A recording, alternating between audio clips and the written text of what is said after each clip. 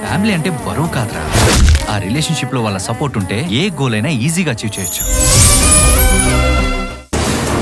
అంతవరకు నీ మీద నా పగ చల్లారదు.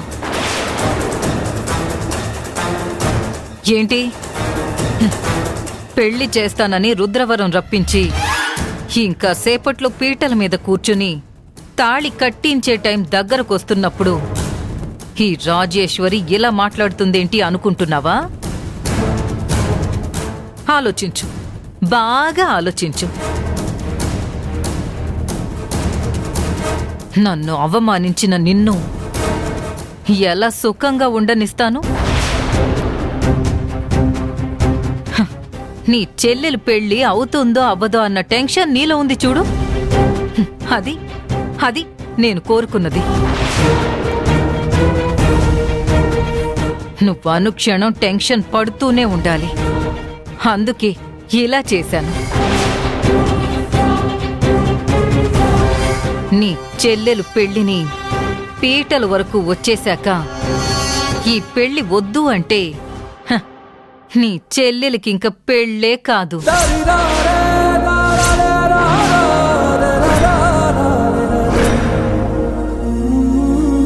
ఇది నేను నీకిచ్చే కాని పెళ్లి కానుక. తాళి కట్టే చివరి క్షణంలో పెళ్లి ఆగిపోతే అది చూసి మీ అమ్మ గుండె ఆగిపోతుంది.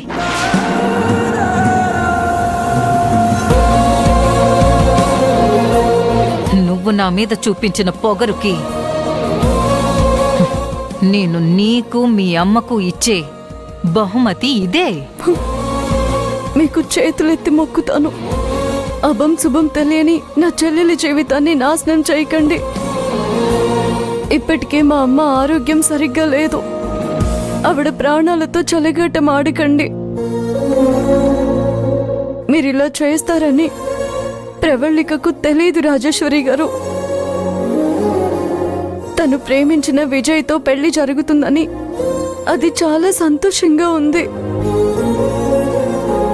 జరిగిరాంది ఒకవేళ ఏమైనా జరిగితే అది ఏ నొయ్యో గొయ్యో చూసుకుంటుంది. నేను మీ కాళ్ళు పట్టుకుంటే నా చెల్లెలి పెళ్లి చేస్తానన్నారు. కావాలంటే ఇప్పుడు కూడా మళ్ళీ మీ కాళ్ళు పట్టుకుంటాను. దయచేసి ఈ ఆలోచనని మానుకోండి ప్లీజ్.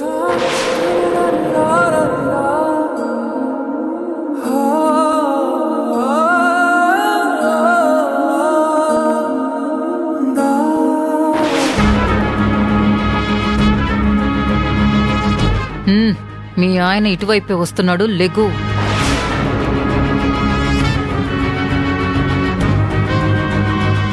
ఏంటండి మీరిద్దరూ ఇక్కడున్నారు? అక్కడ చాలా పనులున్నాయి. సత్య, ఇద్దరం కలిసి మాట్లాడుకోవడానికి సమయం ఇప్పుడే దొరికింది. కాసేపట్లో పెళ్లి జరిపించే ఒక పెద్దాయన వచ్చేస్తాడు. రండి వెళ్దాం. రా మంజు. రండి.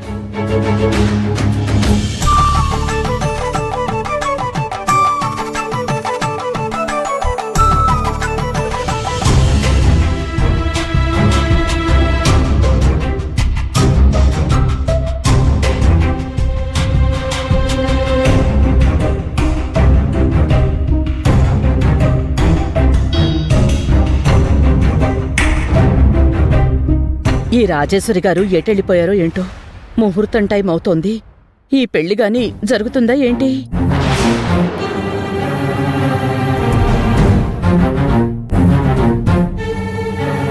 మణి, అందరి మొహంలో ప్రశాంతత ఉంది, నీ మొహంలో ఆ టెన్షన్ ఏంటి? ఏమీ లేదులేండి. నేను మౌనంగా ఉండమని చెప్పాను కదా, మీరు ఆ పనిలో ఉండండి.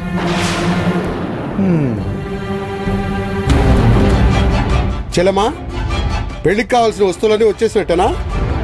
అన్నీ వచ్చాయి అన్నయ్య. అయితే పెళ్లి జరిపించాల్సిన ఊరి పెద్ద కూడా వచ్చేస్తారు. ఏంటండి రాజేశ్వరి గారు, పెళ్ళేమో జరిగిపోయేలా ఉంది. కాసేపట్లో పెళ్లి పెద్ద మనిషి వచ్చి పెళ్లి జరిపించేస్తాడంట. మీరు ఈ పెళ్లి జరగకుండా ఏదో ఒకటి చేస్తారనే ఆశ నాకు లోపలుండేది. ఇప్పుడు ఆశ కూడా లేకుండా పోతుందే. చూడండి మణమ్మగారు, ఏది ఎప్పుడు జరగాలో అప్పుడు జరుగుతుంది. ఇలాగే చూస్తూ ఉంటే ఇంకేం జరగదు, పెళ్లి తప్ప. ఓపిక పట్టాలి. ఎందుకు టెన్షన్ పడుతున్నారు? టెన్షన్ కాకపోతే ఇంకేముంది? నేనిక్కడి వరకు వచ్చేసింది ఆ మంజు చెల్లెలి పెళ్లి ఆగిపోతే చూడాలని.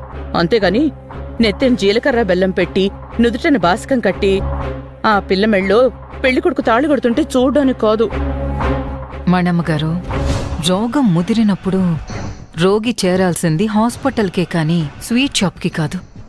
అలాగే ఈ ప్రవళిక పెళ్లి గడియలు తప్పిపోతే అది నా ఇంటికి కోడలిగా రావడం కాదు, ఏకంగా ఈ లోకంలోనే లేకుండా చేసే ప్రయత్నంలో ఉన్నాను. నా ప్రయత్నం ఇక్కడ ఎవ్వరికీ తెలీదు. రాజేశ్వరి గారు, ఇక్కడ ఏం జరుగుతుందో తెలియక మీరున్నంత ప్రశాంతంగా నేను ఉండలేకపోతున్నాను.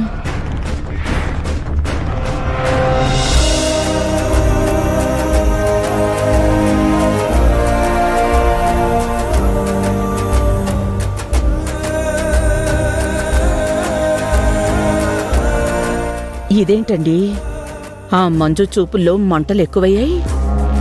దానికి కంట్లో కారం కొట్టినంత పనిచేశాను. కళ్ళు మంటక చల్లగా ఉంటాయా? ఓ, ఆ మంజు మనల్ని గమనిస్తోంది కదండి. అది సైలెంట్గా నిలబడి మనల్ని గమనించడమే తప్ప జరగబోయేదాన్ని అది ఆపలేదు. మీరు కూడా సైలెంట్గా ఉండండి. అన్నా, ఇంతవరకు ఊరి పెద్ద రాలేదేంటి? ఏమయ్యా, ముహూర్తానికి టైం అయింది, పెళ్లి కార్యం జరిపించే పెద్ద మనిషి ఇంకా రాలేదేంటి? మేమందరం వచ్చి చాలాసేపు అవుతుంది. లేదయ్యా, ఆయన టైం అంటే టైమే, ఈ పాటికి వచ్చేసే ఉండాలి. ఆయన ఆలస్యానికి కారణమేంటో తెలియడం లేదు.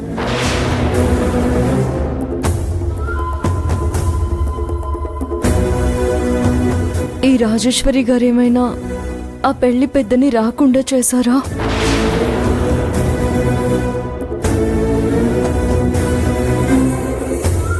మంజు, పెళ్లి ముహూర్తం దగ్గర పడింది, అందరం వచ్చేశాము. ఎవరో పెద్ద మనిషి ఇంతవరకు రాలేదు. నాకు టెన్షన్గా ఉంది మంజు. ఎందుకమ్మా కంగారు?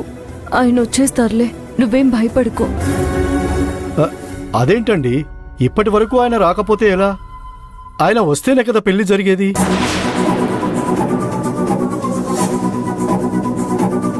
ఆ పెళ్లి పెద్ద రాకపోతే పెళ్లి చేయడం కుదరదా? కుదరదు బాబు. మా ఊరి ఆచారం ప్రకారం ఊరి పెళ్లి పెద్ద రావాలి, చేసుకోబోయే జంటతో మాట్లాడాలి, ఆ తర్వాతే పెళ్లి. ఒకవేళ ఇంతకంటే పెద్ద పని అతనికి ఇంకేదైనా ఉండి రాకపోతే ఈ పెళ్లి ఆగిపోతుందా? అమ్మా, పెళ్లి ఆగిపోదు, కాకపోతే వేరే ముహూర్తం పెట్టుకోవాల్సి ఉంటుంది.